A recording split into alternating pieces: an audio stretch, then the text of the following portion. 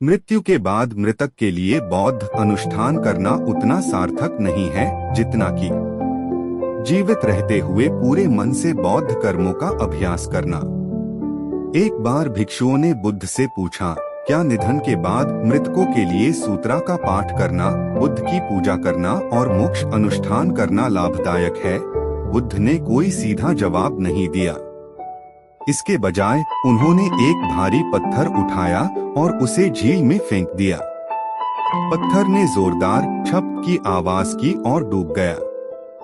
फिर बुद्ध ने कहा, भिक्षुओं, मेरे पीछे आओ और बोलो, पत्थर कृपया ऊपर तैर जाए, पत्थर कृपया ऊपर तैर जाए, पत्थर कृपया ऊपर तैर जाए। बुद्ध ने भिक्षुओं को झील के किनारे ले जाकर डूबे हुए पत्थर के चारों ओर कई बार चक्कर लगाया। इसके बाद बुद्ध ने भिक्षुओं से पूछा, क्या आप सभी ने पत्थर को ऊपर तैरते हुए देखा? सभी भिक्षुओं ने उत्तर दिया, नहीं। फिर बुद्ध ने एक सूखा और हल्का फल उठाया, उसे झील में फेंका और फल पानी के ऊपर तैरने लगा।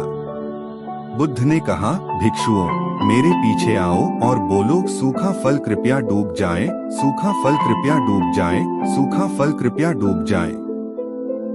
बुद्ध ने भिक्षुओं को झील के किनारे काफी देर तक चक्कर लगाने के लिए प्रेरित किया, लेकिन सूखा फल नहीं डूबा। पत्थर भारी बुरे कर्म का प्रतिनिधित्व करता है, जबकि सूखा फल पुण्य कर्मों से उत्पन्न सकारात्मक कर्म का प्रतिनिधित्व करता है। बुद्ध की शिक्षा दर्शाती है कि किसी व्यक्ति के जीवन काल के दौरान संचित कर्म ही उसके पुनर्जन्म का मूल निर्धारण करते हैं, न कि मृत्यु के बाद किए गए पाठ या अनुष्ठान। यदि हमारे बुरे कर्म बहुत भारी है, तो चाहे हम कोई भी सूत्रा पढ़े या कोई भी अनुष्ठान करें, ये प्रयास हमें भविष्य के जीवन में अपने दुखों से पार पाने में मदद नहीं कर पाएंगे।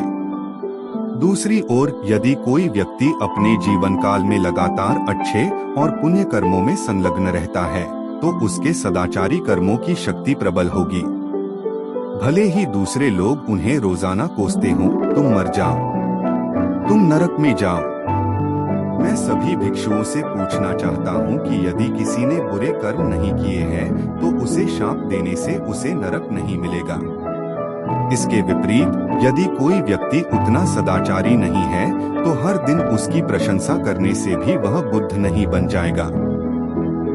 यहाँ बुद्ध जिस मुख्य बात पर जोर दे रहे हैं, वह यह है कि हमें इस मानव जीवन को संजोना चाहिए। जब हम जीवित होते हैं, तो यह समय महत्वपूर्ण कर्म शक्तियों के निर्माण के लिए महत्वपूर्ण मोड़ होता है, जो हमारे भाग्य का निर्धारण करता है। यह जप और मोक्ष पर भरोसा करने के लिए हमारी अंतिम सांस तक इंतजार करने जैसा नहीं है, क्योंकि इस शक्ति की क्षमता बहुत सीमित होगी। इसलिए सूत्रा का पाठ करना या बुद्ध के नाम का जाप करना दिवंगत आत्माओं के उद्धार में मदद कर सकता है या नहीं, यह इस बात पर निर्भर करता है कि व्यक्ति ने अपने जीवन काल में क्या कर्म किए हैं।